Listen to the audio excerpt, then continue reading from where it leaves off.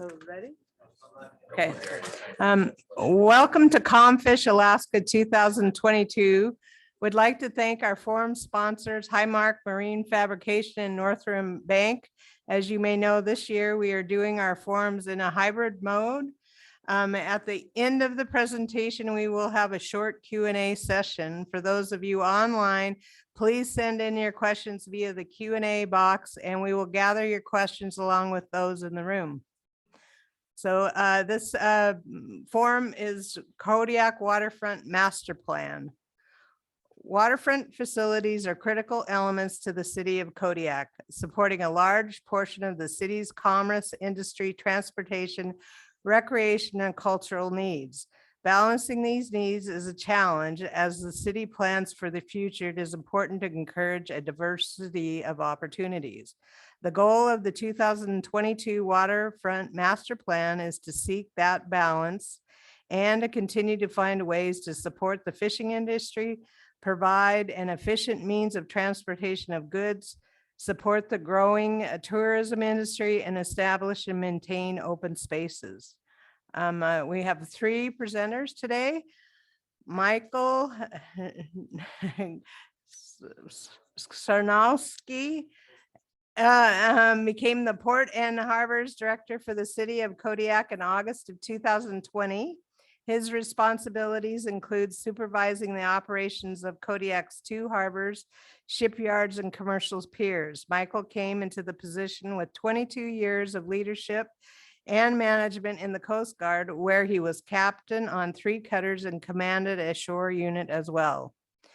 Natalie Lyons is a planner with RESPEC based out of the Fairbanks office. She has worked on local planning projects across the state, including the recent Skagway Port Plan. Natalie excels at bringing together different viewpoints to find consensus on issues. Natalie has a master's degree in urban planning from Wayne State University. Mike Tvenge became the city manager of Kodiak in July of 2017. As city manager, he works on policy and procedure development, plays a key role on capital project teams, and oversees personnel management and specialty project. Mike is a longtime Alaskan who has lived and worked in Anchorage, Eagle River, and Delta Junction. He was a resident of Delta Junction for over 30 years. So I'll turn it over to the 3 presenters now.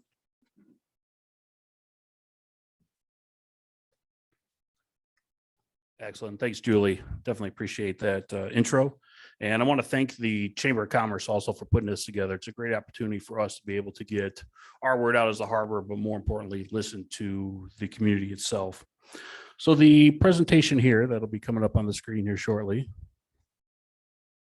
is basically broken into 2 parts. First part, what we're going to do is kind of just explain the harbor infrastructure itself. What do we have out there for you all in the community and for those that come and visit? And then the second part will be kind of discussing one of the major projects that we're looking to undertake here this summer, and that's going to be the Waterfront Master Plan, kind of updating our 2010 plan that was in place. Next slide. So what we have here is just a general outlook of the harbor itself and what facilities we have, broken up into St. Paul, St. Herman Harbor, and then a couple of the larger piers there, Pier 2, Pier 3 for major commercial activity, Pier 1, the ferry pier itself, where our shipyard is. And then there's also the Trident Seaplane facility across the way there on Near Island. Next slide, please. So we'll just quickly hit on what each piece of infrastructure has. So as vessels come in and you need something, you're wondering, what does Kodiak have to offer? Here's what we got. So we've got the ferry pier itself, used for multiple things, originally designed for the ferry projects itself. But when the ferry isn't here, we're able to use it for staging, more or less for fishing vessels as they're preparing to go into the canneries for offload. 230 foot long, does offer bulk fuel transfer if needed. And it also has a Coast Guard approved facility security plan. Next slide. All right, moving on to our Pier 2. This is also another multi-use facility, what we call Fisherman's Pier. This is the one that we try to provide opportunities for fishermen to offload nets, take on the pots, whatever logistics need to happen here. This is the spot for it. We got 1,025 feet long, and it is shared throughout the year. This is where the cruise ships come in. This is where the Kodiak ties up. You probably have seen multi-federal vessels also tied up here. The Osterdyson calls Pier 2 home on the east side. So used by many people. We've got a 20,000 square foot warehouse on site, 3 acres of upland storage that a lot of our customers utilize for storing pots, storing additional gear, things like that. We do have a used oil recycling facility on site, which I'll be touching on here shortly. And Pier 2 also has an approved Coast Guard facility security plan. Next slide, please. Nice pretty look of how full Pier 2 can be, and some of the things that we need to look at, because we've got a lot of federal, state vessels there, but we need room for fishing boats also, so we need to be able to make sure we can open that up for them. Next slide. All right, so here's a picture of our used oil facility. We just went ahead and changed out our oil water separator. We are at the point now where it's 99% complete. We're just waiting on one intrinsically safe switch, and then we'll be able to get that up and running. So we've got a brand new 50 gallon per minute oil water separator that's actually going to be installed. It's probably one of the more state-of-the-art separators on board. It's used by multiple Army and Navy facilities throughout the country, and it should be able to provide us a great opportunity to continue taking in some good bilge water in that, to be able to help out our customers out there on the water. Pier 3, major cargo pier.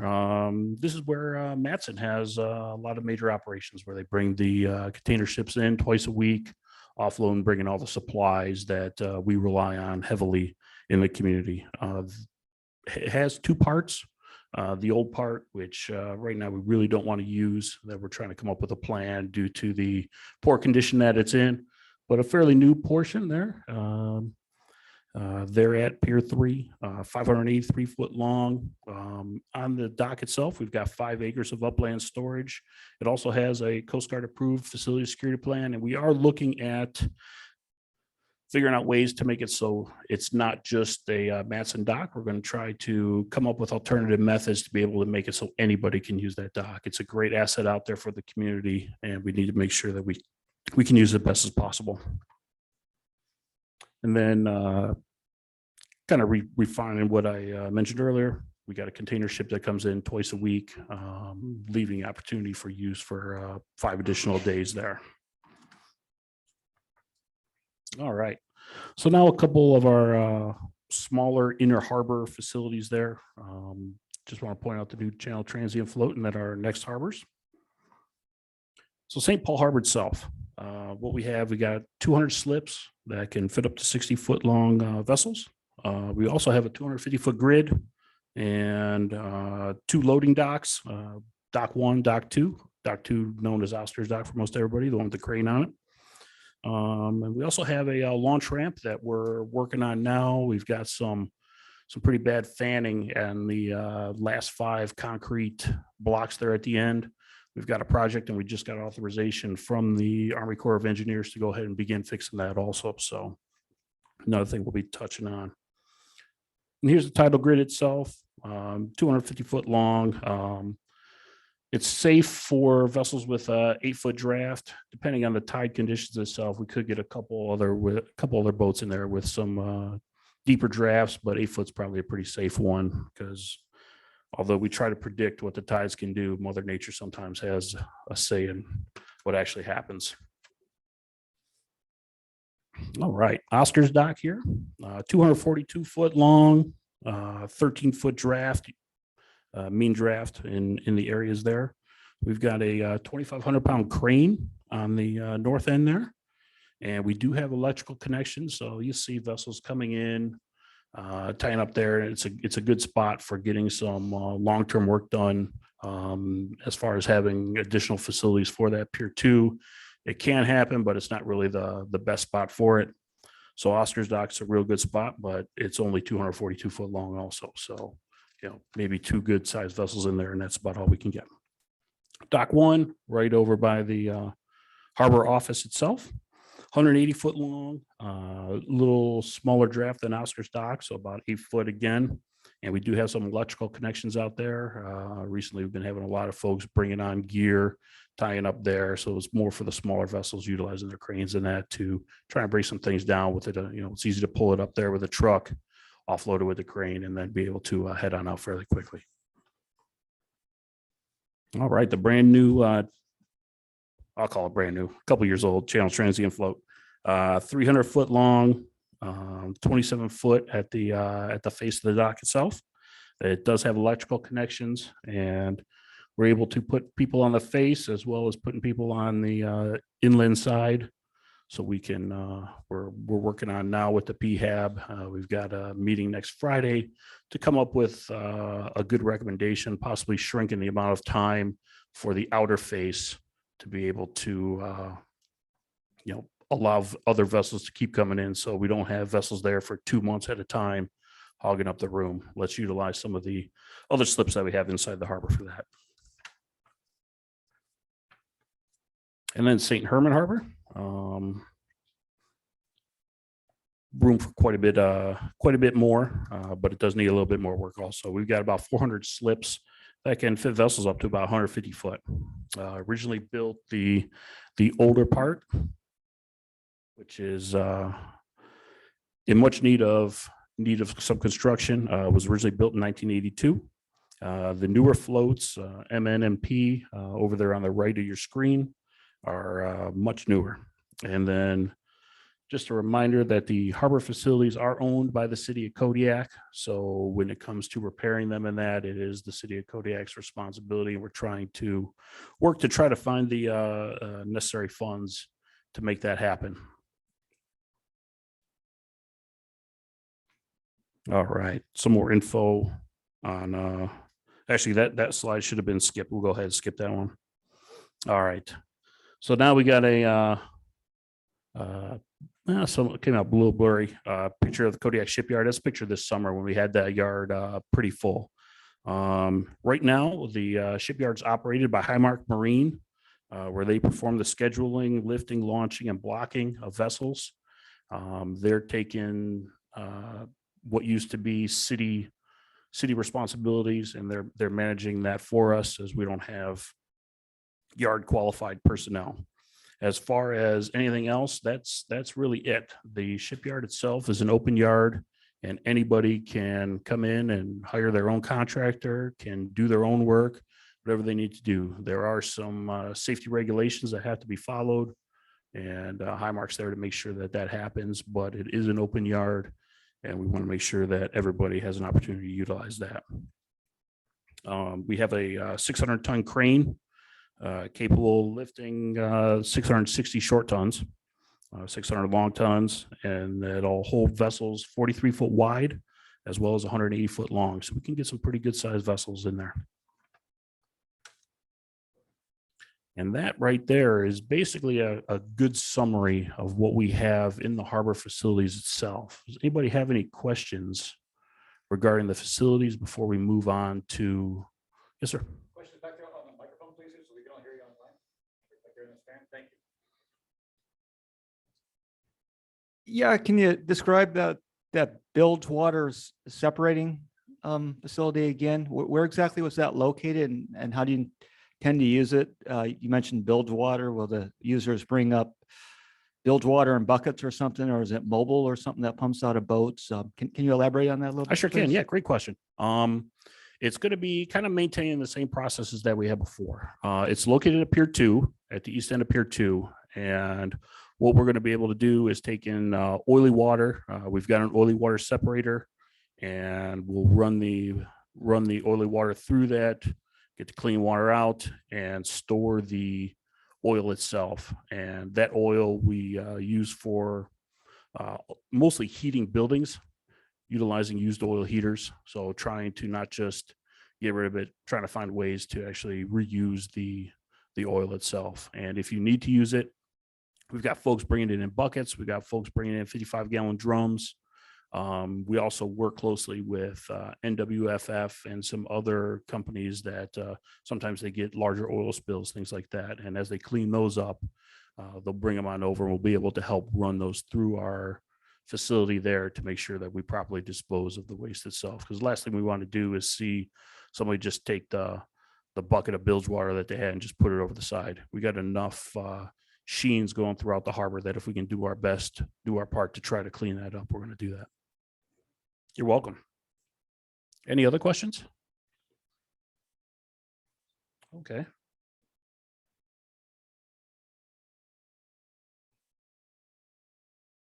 you getting inquiries from operators of electric motorboats for docking and recharging capabilities? Great question. Not yet. Not yet. We're actually looking at possibilities, and as we grow and hopefully work to rebuild St. Herman Harbor, that's going to be one of the things we're going to have. But we do have electrical connections on the docks themselves. So if folks do need to charge up, hopefully we'll be able to have the actual connections that they'll need for it. Right now, though, we have not had any inquiries on electric vessels. So.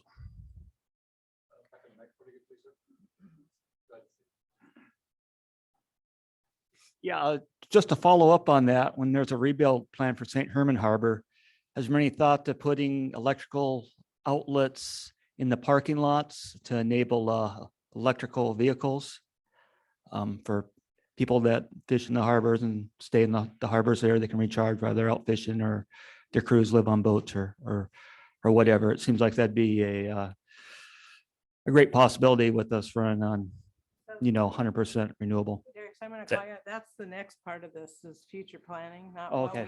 Well, right well, now. what we can do, we can quickly touch on it because the master plan is more of a general thing. But I know the city itself is actually working on coming up with an electrical vehicle plan. I'd like to have Mr. Twenge answer that. Yeah, that's a great question, and something we hadn't thought about for that area of town, but we would like to start installing, I'm talking with KEA to install electrical charging stations in town to kind of get the momentum going for electric vehicles in town. We've got renewable energy. We've got some of the best in the state. So let's take advantage of that, and charging stations over in the harbor makes sense to me too. So thanks for the question.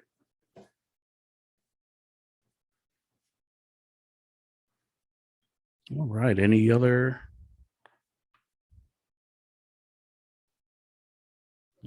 All right. I think we're good. We'll go ahead then and move on to the Waterfront Master Plan portion of it. Next slide, please.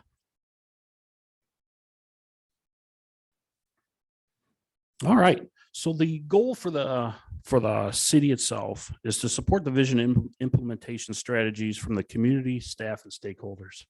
It's a broad arrangement, and basically right now we really don't know what we need, and that's why we're getting this plan together.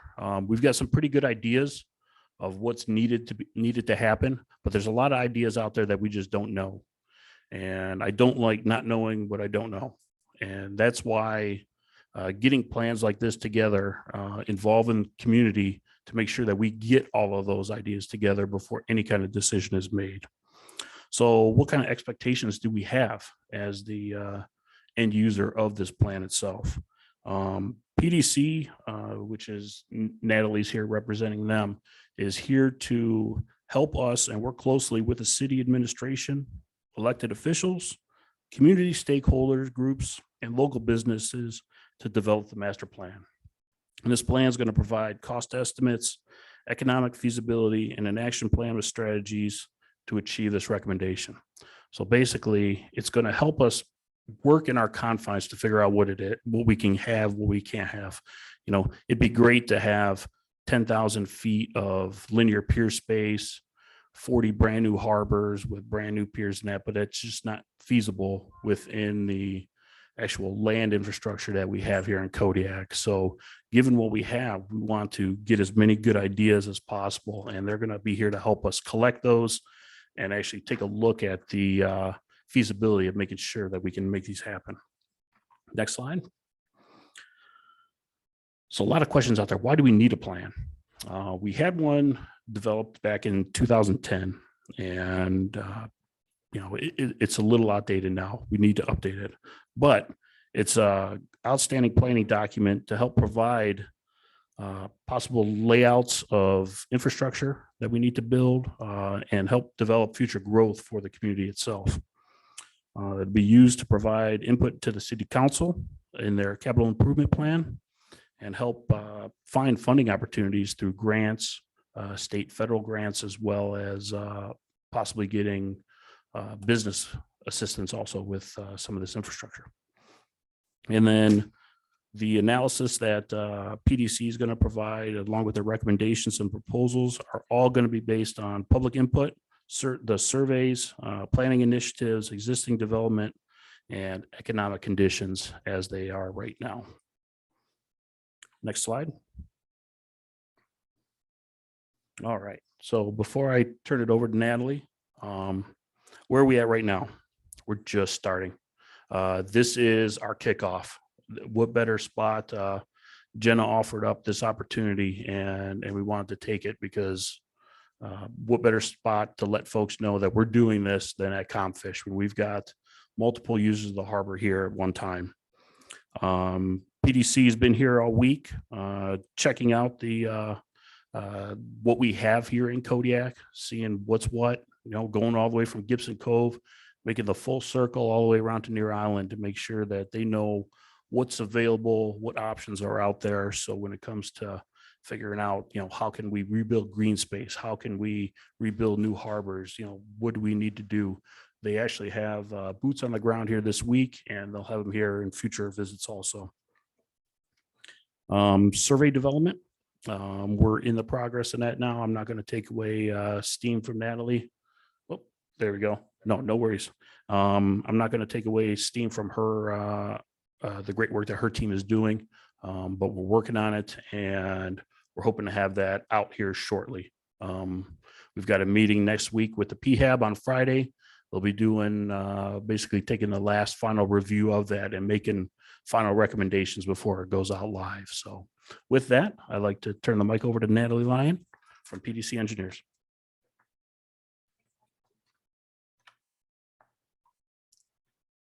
All right, a little shorter here. Yep, that's it. So as Mike said, I'm Natalie Lyon, representing PDC Engineers, actually formerly PDC Engineers. We're now RESPEC, and I'm based in our Fairbanks office. However, we have a presence across the whole state. So we have 5 offices in Fairbanks, Anchorage, Juneau, Soldotna, and also Palmer.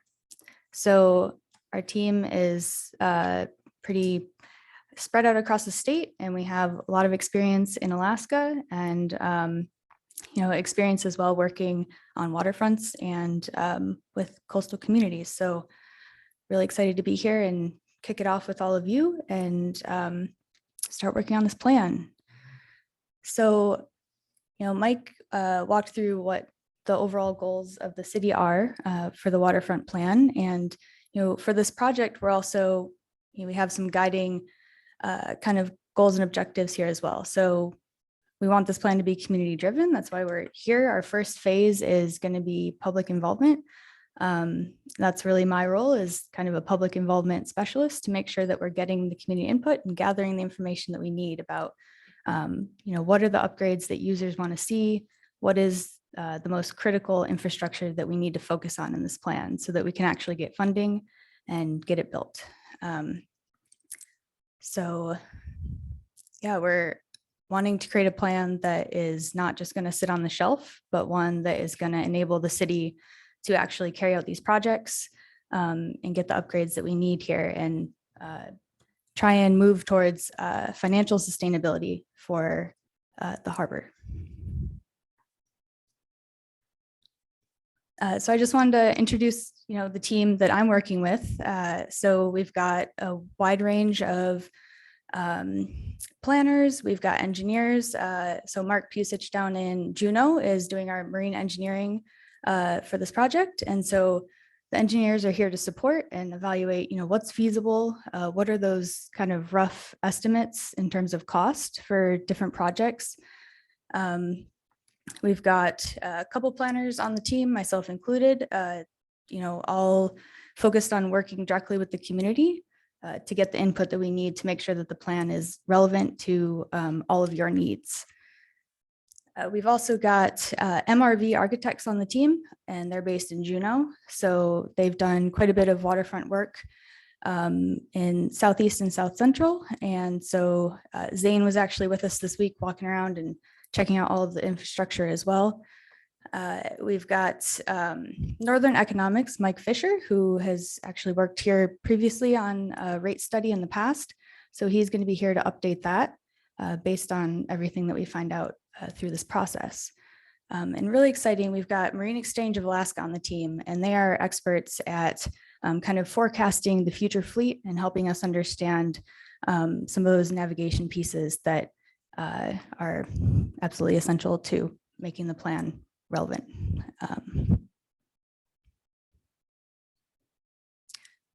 So what I wanted to do here today was kind of just introduce you to the team, talk through what our next steps are in terms of public involvement, and kind of give you a heads up of all the ways that we're going to be reaching out to all of you and the rest of the community to gather input into this plan.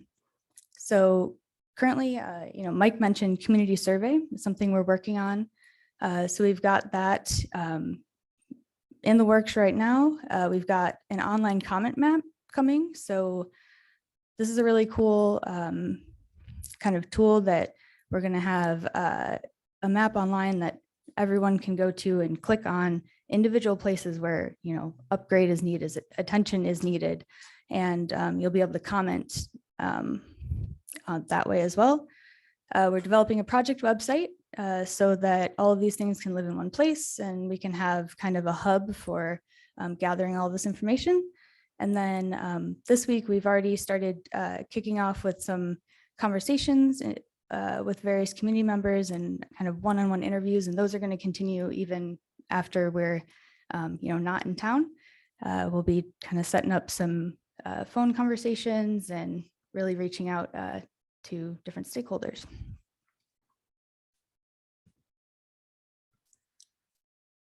All right, so got the survey here. As I mentioned, we're gonna make sure that this is super accessible and easy to get to, so you'll be able to get to it from the website.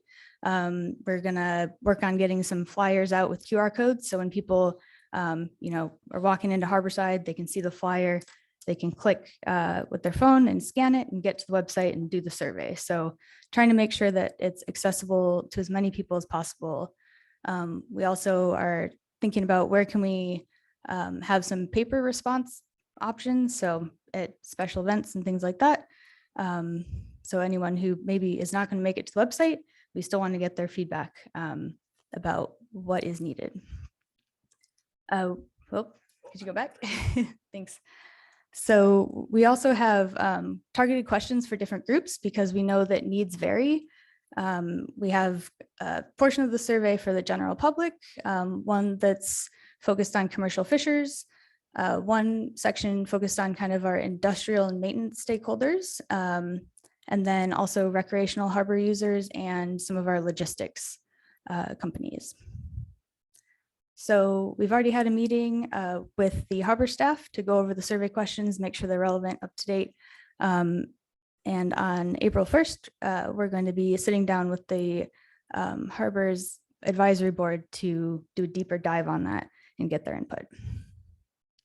So that will be released soon after those meetings, and we'll do a big push, with the city to get that information out to all of you, so we can start gathering feedback that way. The second piece is our comment map. So this is an example that we used for a plan up in Fairbanks, but basically it's based on Google Maps, which many people are familiar with. So you come in here, you see this landing page, there's some instructions, and then if you can go move the map around, and you can zoom in to individual docks or spots on a pier and actually put a specific comment about we need more of this here, or this needs to be fixed. So this has worked really, really well. I think that gives us really granular detail about what these improvements need to be.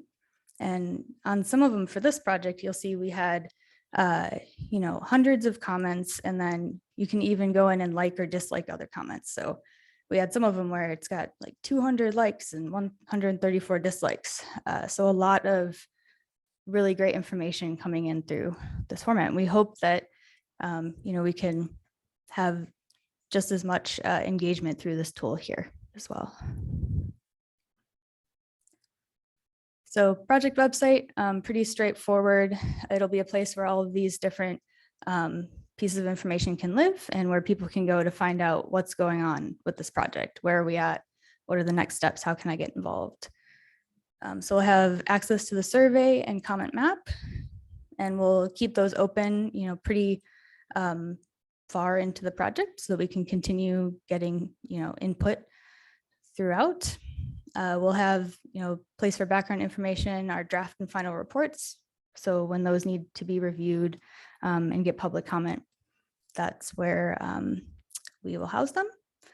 And of course, meeting announcements and other information, and also meeting recordings if we're doing a virtual format or a hybrid format, sort of like we are today.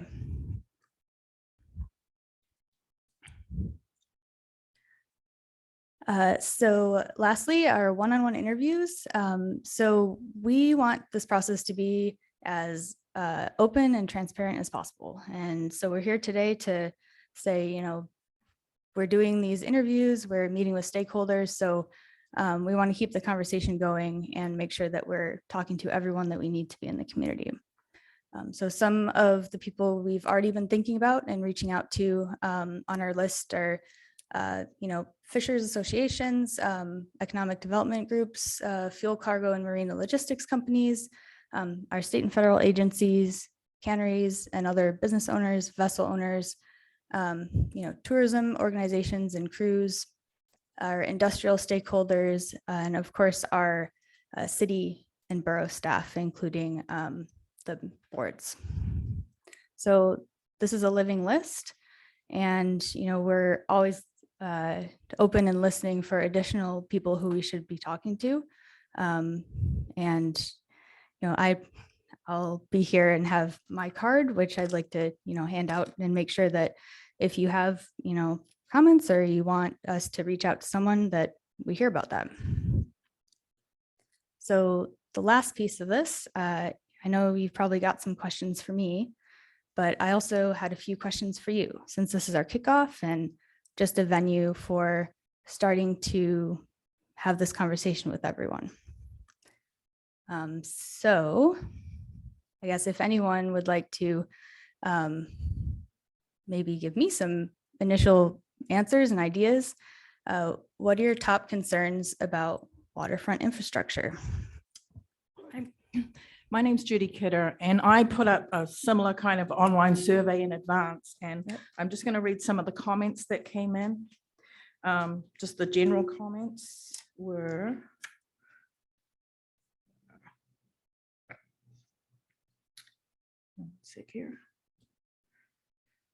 one of the most important things is to maintain, for Gibbs and Cove, is to maintain the recreational access for those user groups.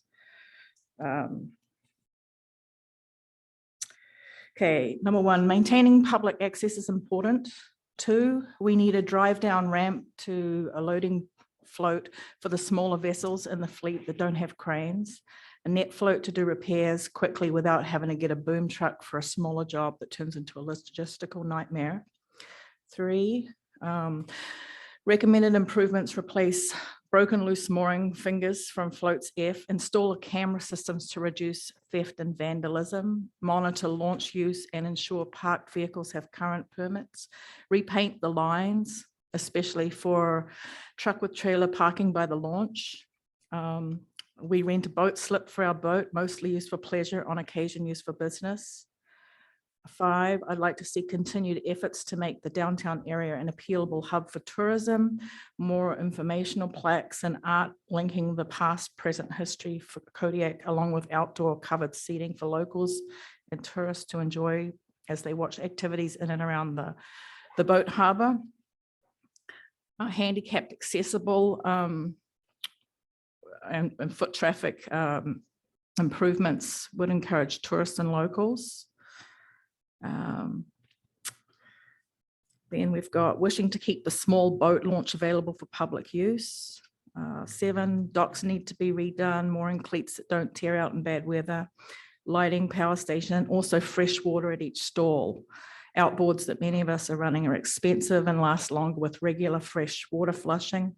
Not having miles of hose and purchase our own hose splitters to get fresh water to the stalls would be great. Reducing trip hazard, and the splitters get stolen every year. So that's just one of the general questions. And then I've got more split out to Dog Bay, Gibson Cove, and St. Paul's Harbour. One of the big issues is getting word out to the public and making it accessible. Kodiak hasn't been great about the way they collect public comments. So I like what I see so far, but there's a lot to be done. And it's important to get feedback from all of the people who use the harbours in many different ways. All that experience goes miles. Thanks. All right. Yeah, thank you. Hey, Judy, would it be possible after this meeting to get Natalie's card? Because that information is the kind of stuff that we need. And as you keep getting it, forward it on to her, because we want all that. Yep. Second that. That was my next breath there was let's collaborate on that. Thanks. Anyone else on the kind of first question? Great. Yeah, hi, my name is Tvenge Dustanov. I would just like to make a comment. We use that whole harbor area a lot in the summer for wildlife guiding, and there's a lot of wildlife using that area. And before we move forward changing things, I would like to see some kind of input on where the wildlife is using the area and how. There are eagles nesting there, there are sea lions, there are otters, everything in there. I'm not saying don't change anything. I'm just saying look where the animals are first before you go in and close something off. Yeah, thank you. Good morning, Teresa Peterson. On your list of outreach, I'd encourage adding tribal organizations, Native corporations, and nonprofits. And then I'm also thinking in terms of community outreach, public service announcements on both our radio stations, getting word out in the newspaper, and, maybe develop a Facebook page too, similar to kind of what Judy does, just do these kind of multifaceted outreach opportunities. And then I was wondering if you could share a little bit of the timeline for public input. What's like the best time for folks to start getting comments in? Thanks. Yeah, thanks. Sure. So our first step was come down here and kind of do the kickoff. And our phase right now moving forward is going to be public involvement. So I'd say the time to get involved is now, and probably, into early spring, early summer, kind of this, spring, summer season. And so we'll work closely with the city to make sure that, we're getting the word out about all of these things. And thinking a little bit about social media too. So I look forward to, chatting with Judy and others about how to best do that as well.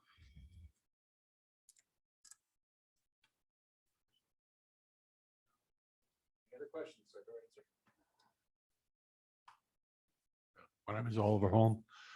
But I think my main concern, of course, being a user of St. Herman Harbor, is the replacement of the older section, which just has a limited life and had a hard life to begin with when the state decided to put in a floating breakwater rather than a solid breakwater, which caused a lot of wear and tear on the facilities over the years. So, and do you want to take these questions one at a time, or on your list there, or do you want people to address any of them? If you got ideas, I feel free to touch on any of them. Okay. On two, it'd be really nice to have unloading dock or float, drive down float in St. Herman's Harbor. So right now, when you're on the other side, you have to come across to the harbor or canneries, and I think the logistics are a lot more difficult than if you could pull up to a dock there. You don't have to ferry cars and stuff back and forth across the bridge.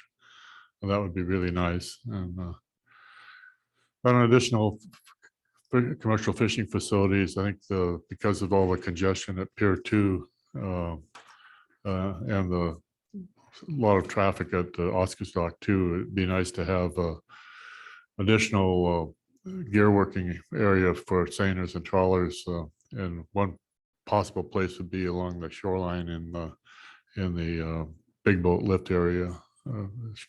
Dock there, narrow dock would, don't have to reach out very far because it's fairly deep there. Any size boat could use that.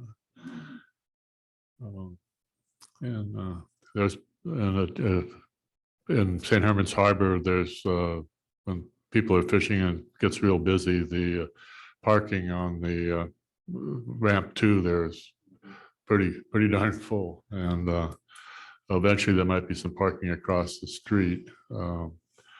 But when the quarry work is done, there'll be competing uses there for probably waterfront type businesses. But anyway, that's something to need to plan for parking over there.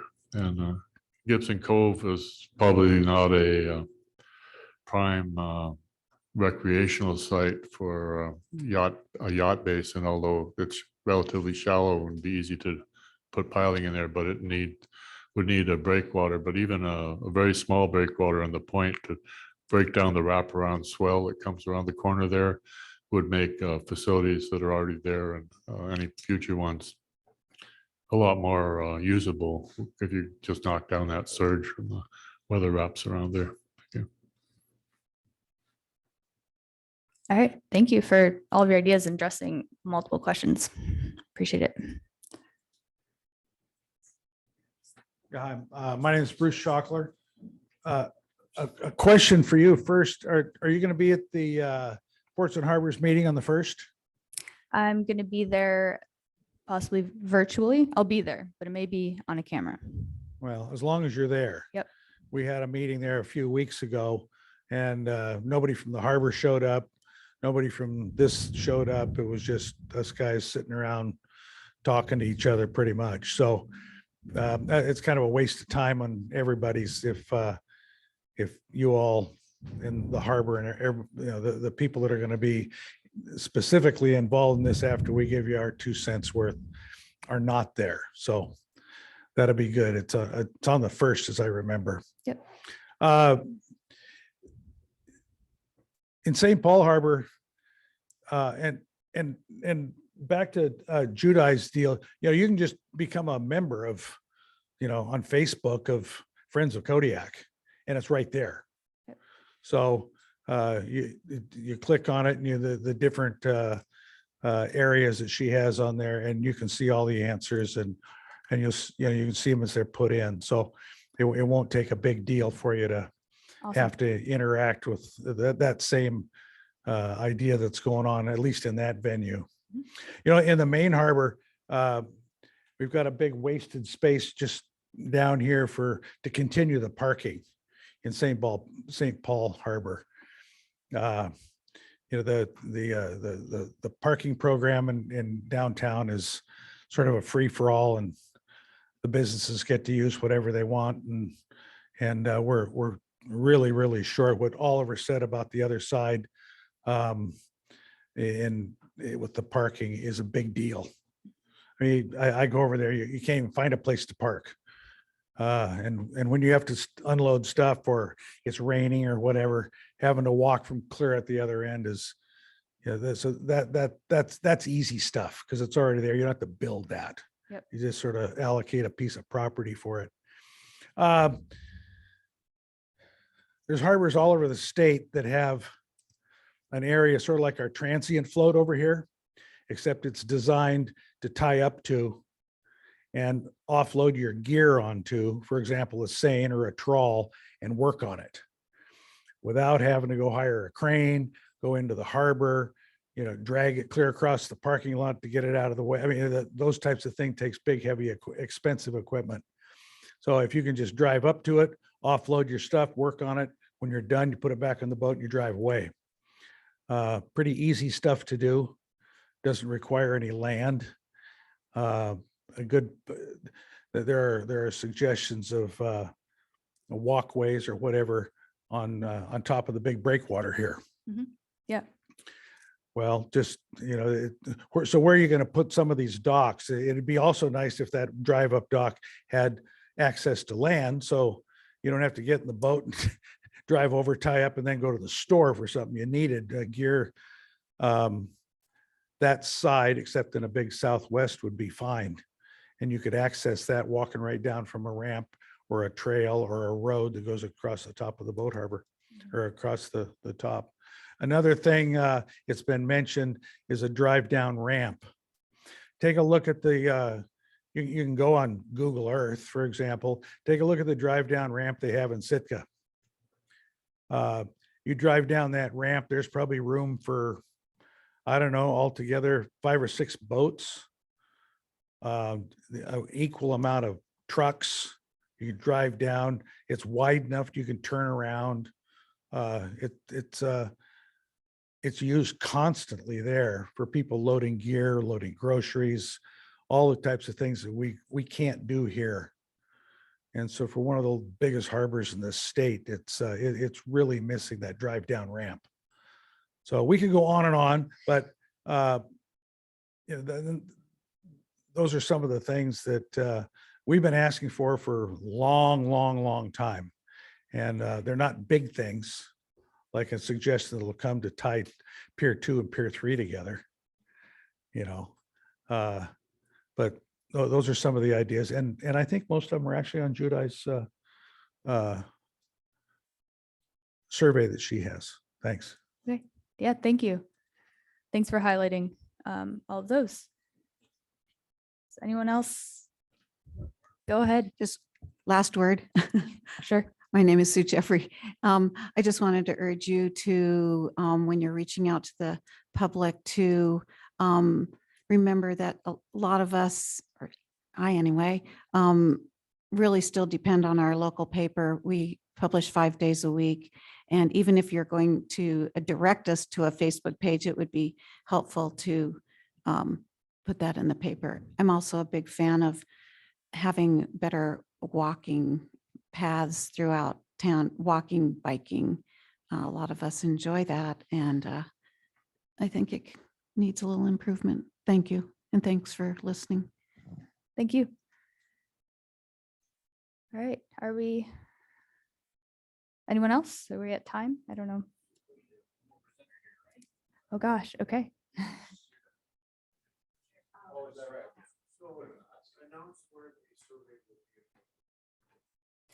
Yep. So it's currently in development, but it will be on the project website.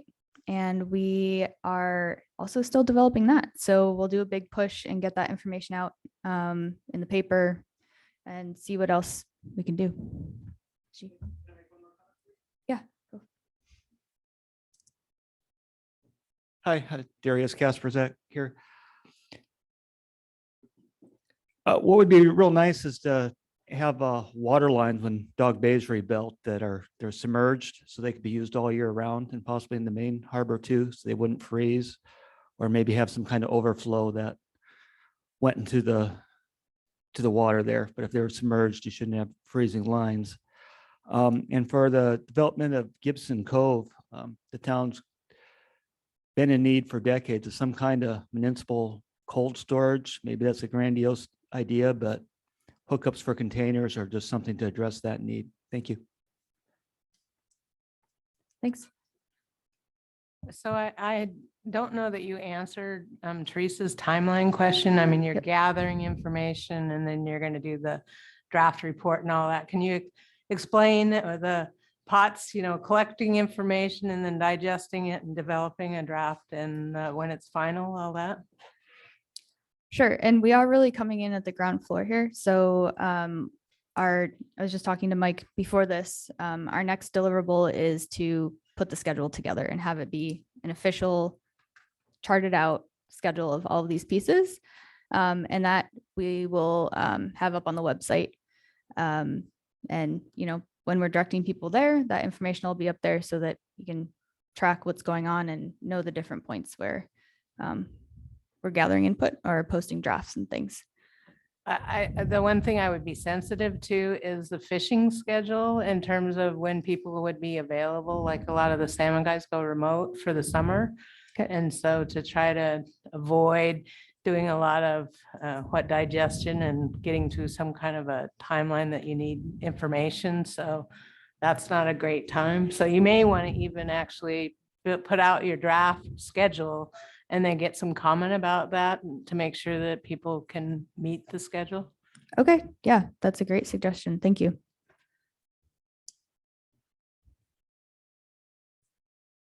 All right, I'll hand it back to Mike and I'll grab my cards. Feel free to come up to me and you know, chat one-on-one, or I'll give you my contact info, but thank you.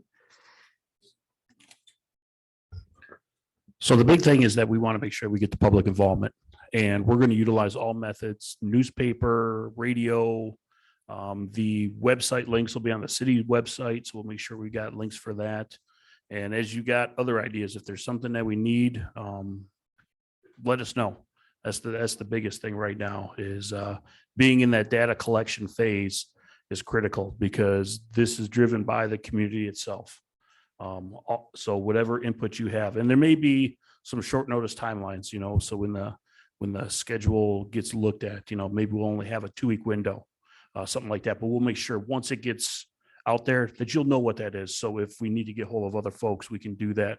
Or if we need to just hold off because the fleet's out, then maybe we'll take everything with the exception of fleet input and we'll pass that till, you know, we'll hold off to make sure we get that. But the public involvement is key. So I really appreciate all of your help. I appreciate y'all showing up here. And I appreciate all of your input as we move forward with this process, because it's only going to make the community and ourselves a lot better. So thank you all very much.